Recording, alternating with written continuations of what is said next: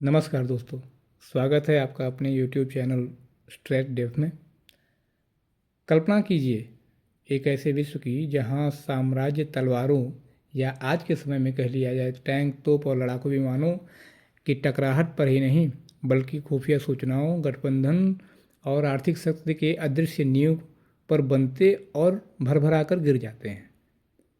आसपास के विश्व में हम सभी ये सब उदाहरण देख भी रहे हैं। क्या होगा अगर मैं आपको बताऊं कि आज आपके अपने भारत राष्ट्र की रक्षा करने वाली ढाल की वंशावली बहुत प्राचीन समय में चले जाइए तो उस समय भारत के वैदिक ऋषियों राजाओं से शुरू होकर प्रभु श्री राम, फिर प्रभु भगवान श्री कृष्ण से चलते हुए आचार्य चाणक्य और सम्राट चंद्रगुप्त से होते हुए राजा दाहिर, पृथ्वीराज चौहान, गुरु गोविंद सिंह, महाराणा प्रताप, छत्रपति शिवाजी महाराज से लेकर आज की राष्ट्रीय सुरक्षा परिषद तक पहुंचती है। इसके साथ ही यदि हम बात करें इसी समय पश्चिमी सभ्यता की भी, तो वहाँ प्राचीन ग्रीस के दार्शनिकों जैसे अरस्तु हुए, प्लेटो हुए, तो उन लोगों ने अपने ग्रंथ में राष्ट्र के सुरक्षा का संकेत दिया है। इसलिए आज के इस वीडियो में ना हम राष्ट्रीय सुरक्षा की प्राचीन जड़ों के बारे में बात करेंगे कि कहाँ से इस चिंतन का उद्गम होता है, और फिर इसको हमने चूँकि अध्ययन की दृष्टि से भी और आप लोगों की सुगमता की दृष्टि से भी दो भागों में बांटने का काम किया है। तो इसमें अभी हम ऐतिहासिक परिप्रेक्ष्य देखेंगे और फिर इसके बाद हम वर्तमान में राष्ट्रीय सुरक्षा का चिंतन कैसा है उसके बारे में बात करेंगे। हमने जब हम राष्ट्रीय सुरक्षा के बारे में अवलोकन कर रहे थे, पढ़ने के लिए इतिहास को खंगाला जा रहा था, तो ये अनुभव किया कि बहुत प्राचीन समय से, मतलब ये मान के चलिए कि जब से सभ्यता है, मानव सभ्यता है, और जब से ये कंसेप्ट आया कि लोग समूहों में रहने लगे और फिर समूहों के बाद गांव बने, गांव के बाद नगर बने, जनपद बने, उन समय से ये राष्ट्रीय सुरक्षा का कंसेप्ट चाहे थुथले रूप में कह लीजिए या किसी हल्के रूप में भी विद्यमान था। आज का जो कॉन्सेप्ट नेशनल सिक्योरिटी या राष्ट्रीय सुरक्षा का है, थोड़ा उससे अलग अर्थों में, और या थोड़ा कह सकते हैं उससे सरल अर्थों में या उससे थोड़ा जटिल अर्थों में, राष्ट्रीय सुरक्षा का चिंतन जब से सभ्यताएं जन्मी हैं तब से लेकर के आज तक विद्यमान है। ये हमने अपने अवलोकन में पाया। तो यदि आप रक्षा अध्ययन के विद्यार्थी हैं, अंतर्राष्ट्रीय संबंधों के विद्यार्थी हैं, राजनीति के विद्यार्थी हैं, भू राजनीति के विद्यार्थी हैं या सैन्य इतिहास में रुचि रखते हैं, तो इस वीडियो को लाइक अवश्य कीजिए और चैनल हमारा सब्सक्राइब कीजिए। तो चलिए शुरू करते हैं। अपनी घड़ी को थोड़ा पीछे घुमाइए। राष्ट्रीय सुरक्षा 20वीं सदी का कोई आविष्कार नहीं है। ये भी बहुत सारी अवधारणाओं को ध्यान में रख करके यदि देखा जाए तो जैसे कई सारी धारणाएं बहुत पुरानी सभ्यताओं से निकल कर सामने आती हैं, उसी तरह से राष्ट्रीय सुरक्षा की भी अवधारणा कई सभ्यताओं जितनी पुरानी है। प्राचीन भारत में वेदों ने धर्म को सुरक्षा की नींव के रूप में जोड़ दिया है। इसे ब्रह्मांडीय व्यवस्था और अराजकता से सुरक्षा के रूप में बताया भी गया है। और इस व्यवस्था में पता है, राजा को समाज के आंतरिक कलह को और बाह्य आक्रमणों से बचाने के लिए कर्तव्यबद्ध किया गया था कि उसका यह कर्तव्य है कि वह समाज को, या आज के समय में हम कहें तो राष्ट्र को, आंतरिक कलह से और बाह्य आक्रमणों से बचाने का कर्तव्य होता था। वो अपनी सेना के माध्यम से करता था, लड़ाई करके या जैसे भी करता, ये उसका कर्तव्य हुआ करता था। और हम आगे अवलोकन करते हैं तो वैदिक काल में बहुत अच्छे तरीके से पारंपरिक रूप से सैन्य संगठन बहुत गठित रूप से बनाया जाता था भारत में।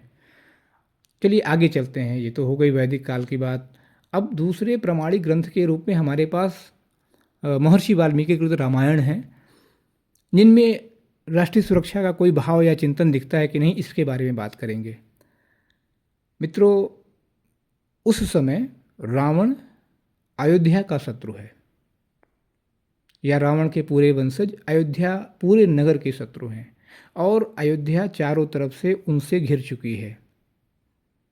राम का 14 वर्ष का वनवास हो रहा है, राम जा रहे हैं और अपने अयोध्या की सीमा तक सटे हुए अपने शत्रुओं का एक एक करके विनाश करते आगे बढ़ते हैं। फाइनली जब वो देखते हैं कि नहीं, अब ये विनाश का कारण जो मूल है अभी उसका इतनी आसानी से नाश नहीं हो सकता, तो अचानक से शत्रु रिटेलिएट करता है और माता सीता का हरण करके ले जाता है।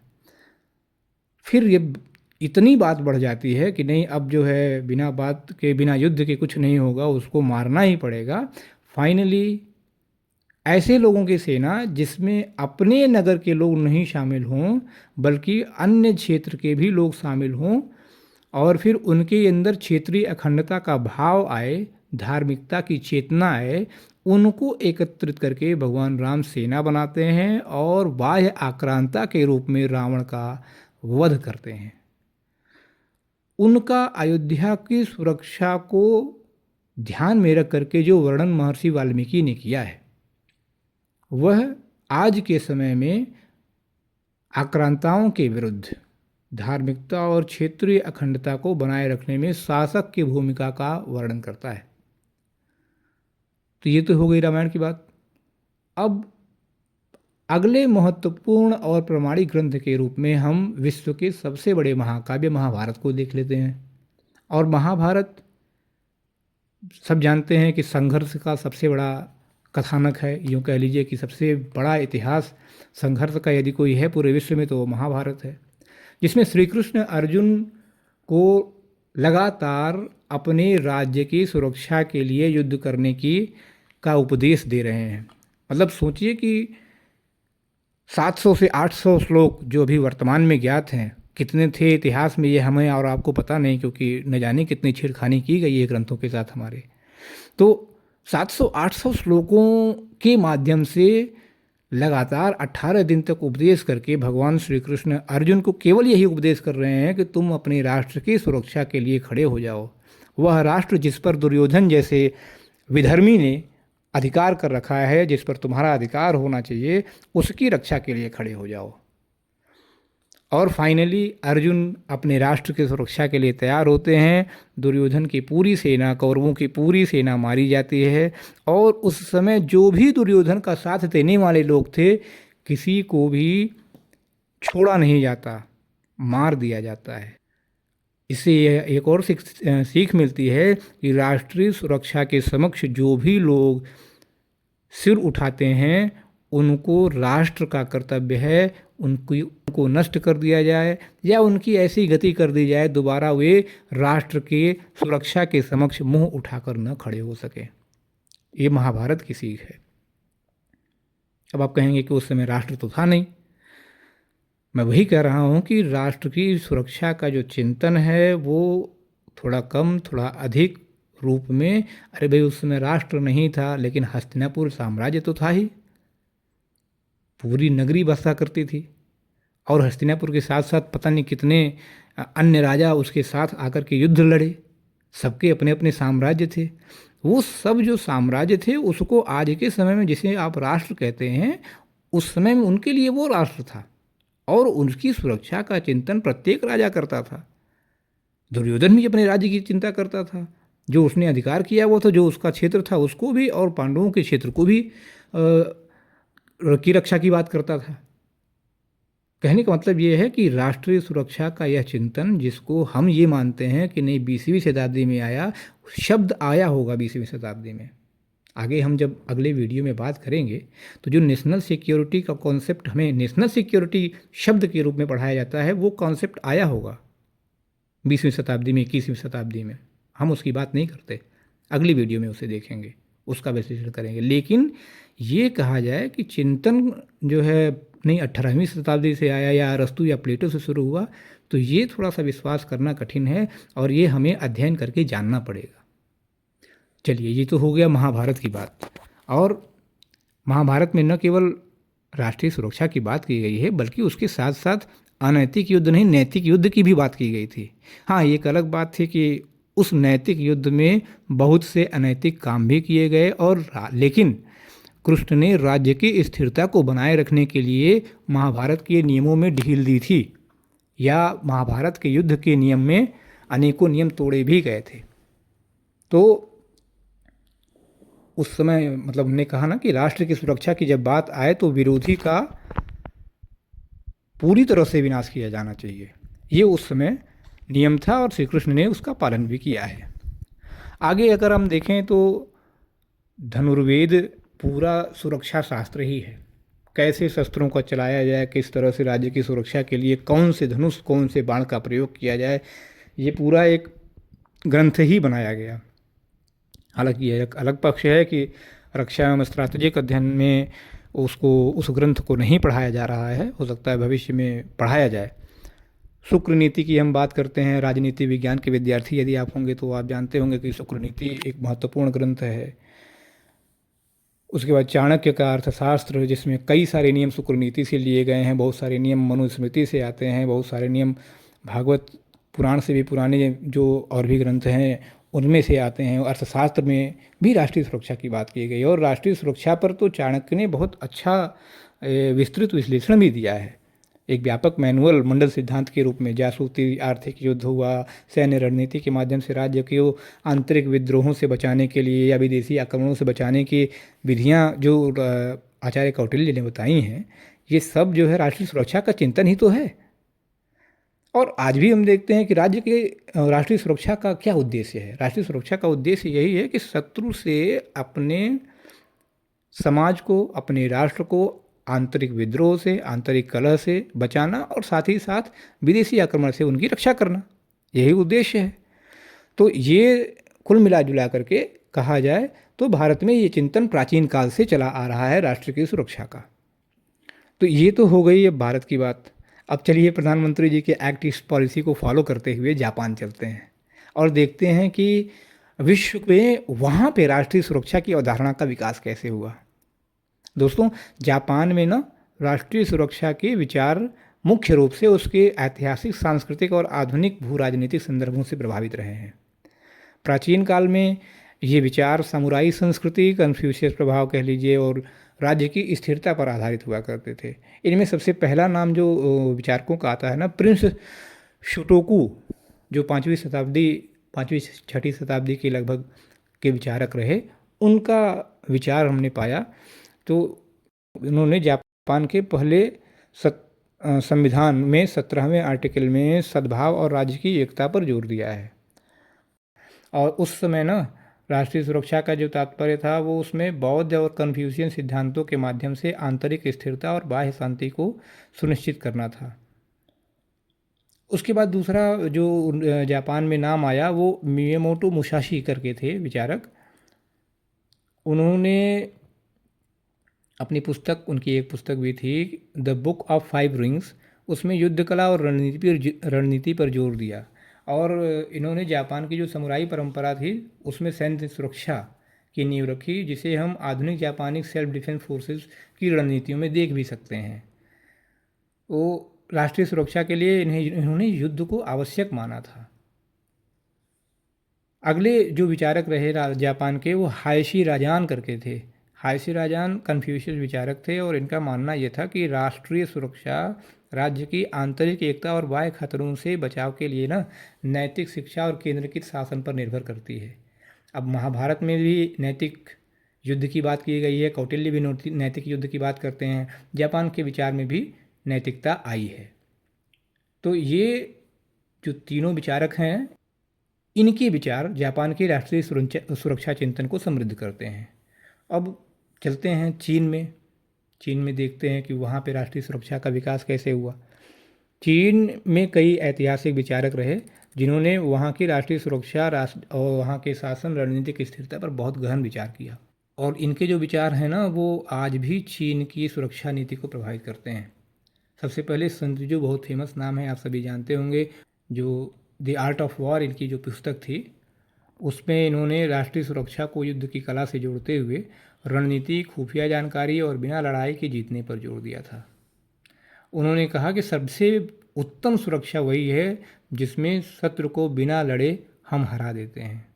और इनके इन विचारों का प्रभाव आज भी चीन की राष्ट्रीय सुरक्षा नीतियों में, सैन्य रणनीति में और उनके कूटनीतिक आधार के रूप में दिखता है हम लोगों को।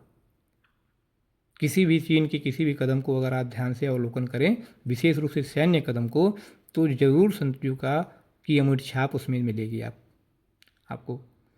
एक अगले विचारक कन्फ्यूशियस थे, बहुत फेमस नाम है, आपने सुना होगा।